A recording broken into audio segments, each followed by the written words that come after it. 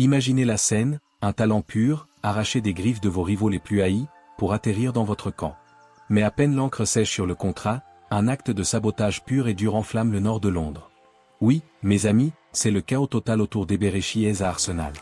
Un transfert à 78 millions d'euros qui fait trembler Tottenham, une fresque vandalisée avec un mot chargé d'histoire, et un derby qui dépasse les limites du terrain. Accrochez-vous, parce que dans cette vidéo, on plonge au cœur de cette saga footballistique explosive. Abonnez-vous, likez, et activez la cloche pour ne rien rater des drames du foot anglais. Allons-y. Commençons par le début. Eberechi Eze, ce nom qui fait vibrer les fans de Premier League depuis des années. Né le 29 juin 1998 à Greenwich, Londres, d'origine nigériane, Eze est un produit pur du football anglais. Son parcours ? Une ascension fulgurante. Rejeté par plusieurs académies jeunes, dont celle d'Arsenal brièvement, ironie du sort. Où il atterrit à Queen's Park Rangers en 2016, où il explose en Championship. En 2020, Crystal Palace le signe pour 20 millions de livres, et là, c'est la révélation. 10 buts et 4 assists en Premier League la saison dernière, sans compter ses dribbles magiques et sa vision de jeu qui font de lui un maestro du milieu offensif. Mais pourquoi Arsenal ? Mikel Arteta, le stratège basque, cherchait désespérément de la créativité pour booster son attaque. Avec des joueurs comme Odegaard et Saka déjà en place, elles apportent cette touche de flair, cette capacité à débloquer les matchs contre des blocs bas où vous savez, ces équipes qui se garent devant leur but comme Leeds ou Forest.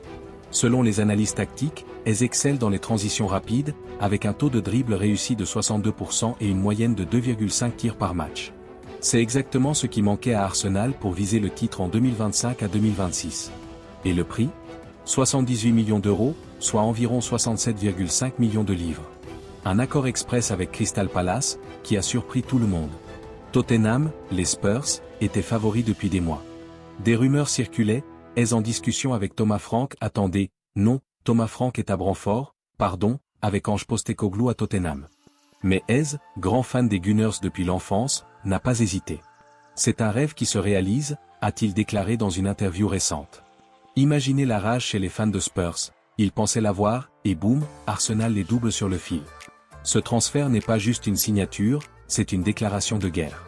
Arsenal renforce son milieu avec un joueur polyvalent, il peut jouer en 10, sur l'aile gauche, ou même en faux neuf. Sous Arteta, qui adore les profils techniques comme lui, Eze pourrait former un trio infernal avec Martin Odegaard et Bukayo Saka. Pensez à des passes laser, des 1-2 dévastateurs, et des buts spectaculaires. Les stats le prouvent, Eze a créé 45 occasions la saison passée, plus que n'importe quel joueur de Palace. À Arsenal, avec des coéquipiers de classe mondiale, il pourrait doubler ça. Maintenant, passons au scandale qui a fait exploser les réseaux sociaux. À peine le deal annoncé, un artiste street art connu sous le pseudo North Banksy, un clin d'œil à Banksy et au North Bank d'Arsenal, ou peint une fresque murale épique près de l'Emirates Stadium.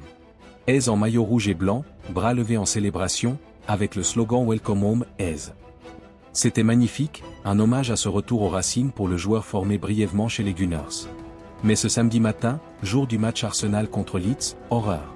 La fresque est retrouvée défigurée, recouverte de peinture blanche, avec l'inscription Yid en gros. Yid, pour ceux qui ne savent pas, est un terme historiquement antisémite, dérivé de yiddish, utilisé contre la communauté juive.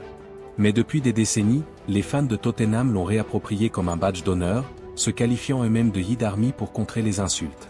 C'est controversé, la FA l'a même condamné, mais pour les Spurs, c'est une identité. Qui est derrière ? Tous les doigts pointent vers des fans de Tottenham, furieux du hijacking du transfert. Des photos circulent sur X et Instagram, la fresque intacte la veille, vandalisée le lendemain. La police enquête, mais Arsenal a réagi vite. Des fans des Gunners ont repeint la fresque en quelques heures, la rendant encore plus grande, avec des messages anti-haine. Love over hate, lit-on maintenant. C'est devenu un symbole, le derby North London ne se joue pas que sur le gazon, mais dans les rues, les murs, les cœurs des supporters. Réfléchissons un instant. Ce vandalisme n'est pas isolé. Souvenez-vous des rivalités historiques, Arsenal vs Tottenham, c'est plus qu'un match, c'est une guerre culturelle. Depuis 1913, quand Arsenal a déménagé au nord, volant la vedette aux Spurs. Des incidents comme ça rappellent les tensions, graffiti, bagarres, chants offensants.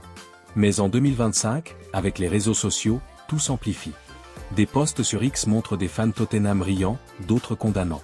Un tweet viral, Yid Forever, Eze est à nous. Mais Arsenal riposte, bienvenue Eze, les jaloux vont maigrir. C'est du pur drama foot. Plongeons dans l'analyse. Pourquoi est-il la signature la plus importante pour Arsenal depuis des années? D'abord, son profil, un M78, gaucher, rapide, technique. Il dribble comme un Brésilien, tire des coups francs comme Beckham.